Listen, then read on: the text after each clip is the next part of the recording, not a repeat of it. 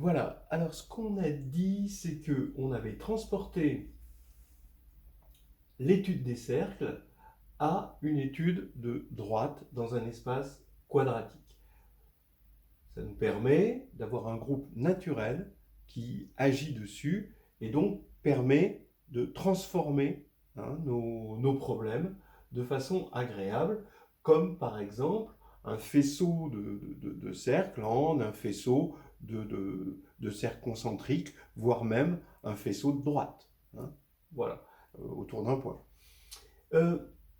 Tout ça est bien sympathique, mais on perd quand même quelque chose. C'est-à-dire que maintenant qu'on a projeté ça sur R3, on voit un cercle donc maintenant comme un point, mais on aimerait retrouver, à partir d'un point donné, un point qui est à l'extérieur de la sphère, on aimerait retrouver vraiment les points du cercle, les vrais points qui sont dans le cercle, et arriver à trouver un moyen de le voir sur la figure.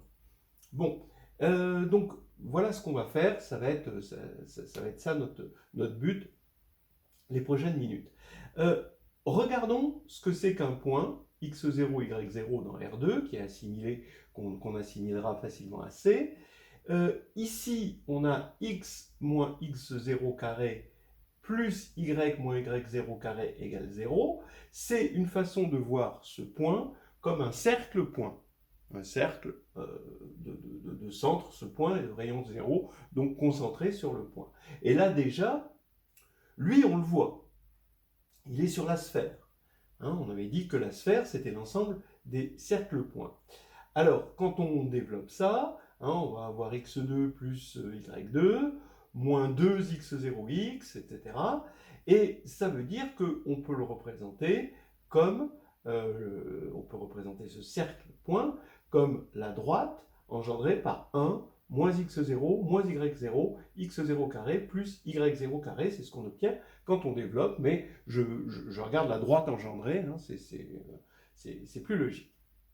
À quelles conditions le point x0, y0, maintenant, vu comme un point de R2, et appartient au cercle symbolisé par U.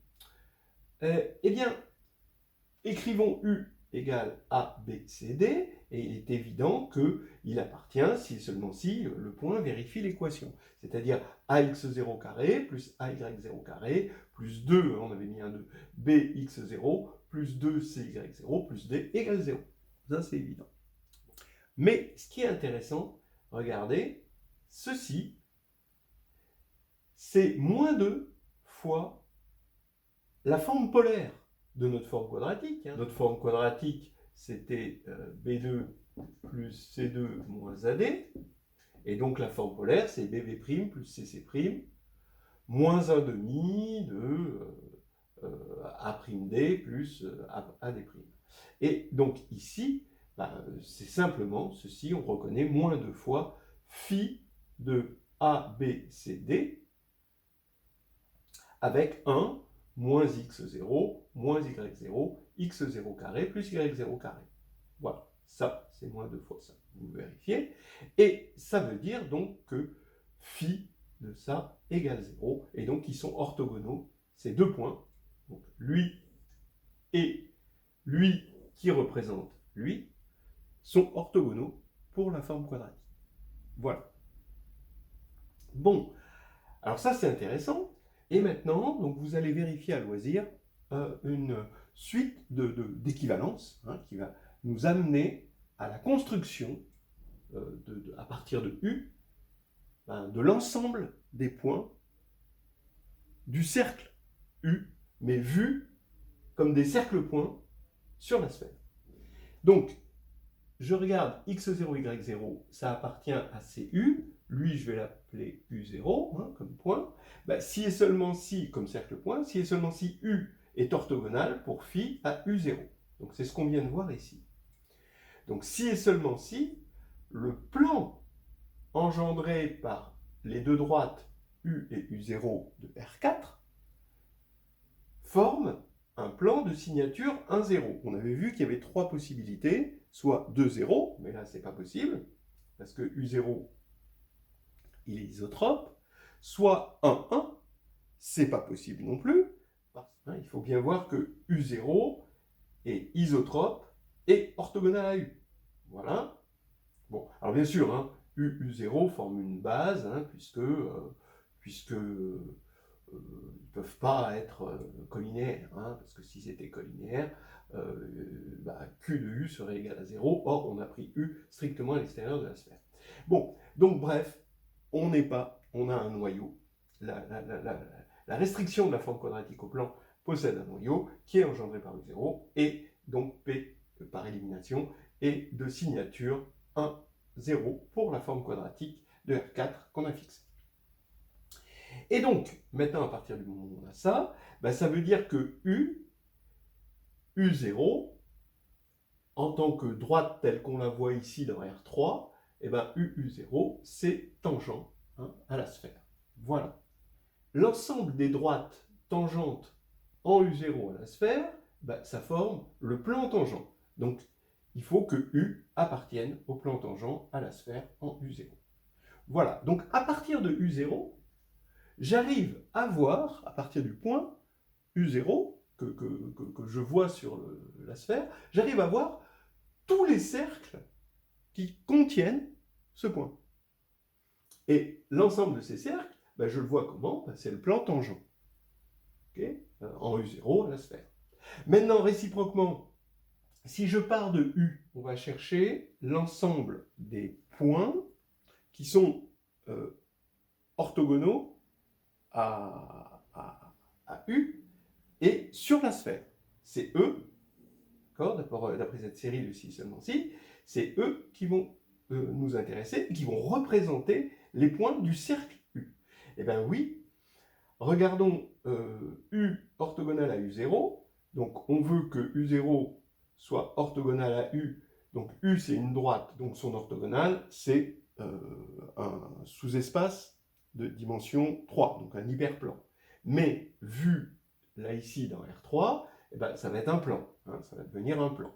Donc ça va être, mais maintenant U0 il est sur la sphère, puisqu'on a pris des cercles points, et donc ça va être l'intersection d'un plan avec la sphère. En gros, vous voyez bien que quand vous êtes dans le plan, vous prenez un point ici et un cercle, vous avez forcément deux points de tangence ici qui partent de ce point-là.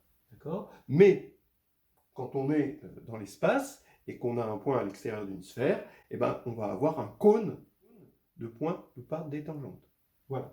Et donc, voilà, c'est ce cône, hein, d'accord ? Vous pouvez imaginer que U, c'est le Soleil, et que la sphère, c'est la Terre, et donc que le cercle des points passant par U, c'est la zone qui délimite l'ombre et la lumière. Voilà. Comme ça nous fait une jolie image pour notre imaginaire, plus jolie que mes dessins. Voilà. On reprend, donc voici notre point U, qui est en fait un cercle. Les points du cercle, on peut les voir sur une sphère, mais maintenant, on voudrait les voir sur un plan. Donc, maintenant qu'ils sont sur une sphère, c'est l'intersection d'un plan avec une sphère, ça va être facile de le voir sur un plan. Ça va être tout simplement, on va faire une projection, ce qu'on appelle une projection stéréographique, et a priori, le point à partir duquel on va projeter sur le plan z égale 0 ici, pour voir notre vrai cercle dans le plan, retrouver notre cercle dans le plan, le point tout trouvé, c'était celui qui était l'infini, hein, d'accord, puisque c'est celui qu'on a l'habitude de ne pas voir quand on est sur le plan. Alors, ici, on va prendre i donc égal à 0, 0, moins 1. Il faut voir ce plan z égale 0 qui coupe la sphère en deux, hein, d'accord, avec une trace bleue ici, si vous la voyez. Et maintenant, on va avoir, là, c'est l'intersection du cône tangent avec la sphère. Donc ça, c'est le cercle des points de U. Et là, ça va être la projection stéréographique, en rouge, sur le plan z égale 0, hein, qui coupe la sphère. Et là, on retrouve notre vrai cercle. Normalement, on va voir qu'on le retrouve presque. Regardons les coordonnées de la projection stéréographique. C'est-à-dire qu'on prend un point U0 égale x0, y0. On va le regarder comme un point sur la sphère. D'accord? Maintenant, en tant que cercle-point, on va projeter de façon stéréographique. D'accord? C'est-à-dire qu'on va prendre la droite IM0 et jusqu'à ce qu'elle rencontre z égale 0. Et on va obtenir un point M'0 sur le plan z égale 0. Alors, les formules ne sont pas trop difficiles. Si je prends m égale x, y, z, on a bien sûr x2 plus y2 plus z2 égale 1, puisqu'on est sur la sphère. Je vous rappelle que quand on a une équation de cercle normalisée ici avec un 1, là, on a obtenu grand X, le point x, y, z obtenu, était donné par x, grand X égale 2b, y égale 2c, et z égale ici 1 moins d. En fait, a moins d, avec a plus d, je vous rappelle que c'était grand T égale 1. Voilà. Alors, tout ça, ça va nous faire quoi? U0, lui, il correspond à l'équation 1 moins x0 moins y0, x0 carré plus y0 carré, c'est ce qu'on a vu tout à l'heure, c'est facile à voir. Et donc, M0, ici, quand on va prendre ça et qu'on va le transformer en un point de R3, eh ben, on va obtenir x, y, z à une constante multiplicative près égale à 2. Alors, parce que ici, j'aurais pu multiplier par a, hein, d'accord, bien sûr. Bon, donc ici, j'aurais pu mettre un a, là. Alors, tac, j'enlève ça. Regardez. Là, normalement, les formules me donnent x égale moins 2x0, y égale moins 2y0, z égale 1, moins x0 carré moins y0 carré. Mais maintenant, il faut que je multiplie par une constante, a, parce que je suis en train de regarder la droite. Ce point M0 correspond à la droite. Hein, donc, j'ai toute une latitude en multipliant par a réel. Et maintenant, j'ai besoin de cette latitude-là pour imposer que x2 plus y2 plus z2 égale 1. Et là, on vérifie que cela nous donne petit a égale 1 sur 1 plus x0 carré plus y0 carré, afin de normaliser ce point et qu'il se retrouve sur la sphère. Voilà. Donc, maintenant, le point, voilà ses coordonnées, ici, avec petit a égale ceci. Pour ne pas encombrer, je n'ai pas écrit la formule totale, mais vous l'imaginez parfaitement. Donc, on a ici ce point-là, peut-être qu'on peut l'appeler ça, comme ceci, d'accord? Et là, voilà. Maintenant, j'ai lambda vecteur im0 est égal à vecteur im'0, bien sûr. Et ce que je sais, c'est que la cote de M'0 est nulle, puisque z il est dans le plan z égale 0. Donc, je vais regarder juste la cote à ce niveau-là. Donc ici, je vais avoir lambda fois z0 plus 1, parce que i a une cote pour moins 1. Donc ça fait z0 plus 1, égale, m0, sa cote c'est nul, et plus 1 ici. Donc ça nous fait lambda égale z0 plus 1, mais inversé. Donc le voici. Et z0 plus 1, ici inversé. C'est facile de faire le calcul. Ça fait 1 plus x0 carré plus y0 carré sur 2. Donc maintenant, quand on va remplacer, donc ça c'est lambda, d'accord? Ça c'est notre lambda.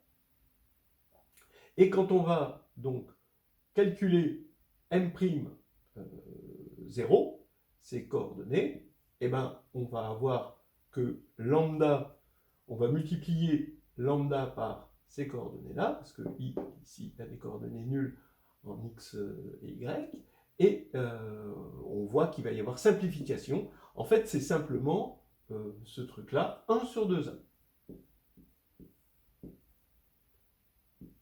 Et donc, ça tombe bien. Par contre, les moins ne se simplifient pas. Bon, ce qui veut dire que m'0 égale moins x0, moins y0, 0. Alors ça, c'est quand même pas mal. On a le moins, mais quand même, c'est excellent. Parce que ça veut dire qu'on retrouve vraiment le cercle, ici, qui composait les éléments du cercle U. On le retrouve ici, sauf qu'on le retrouve à une symétrie centrale de centre O près. Une homothétie de rapport -1.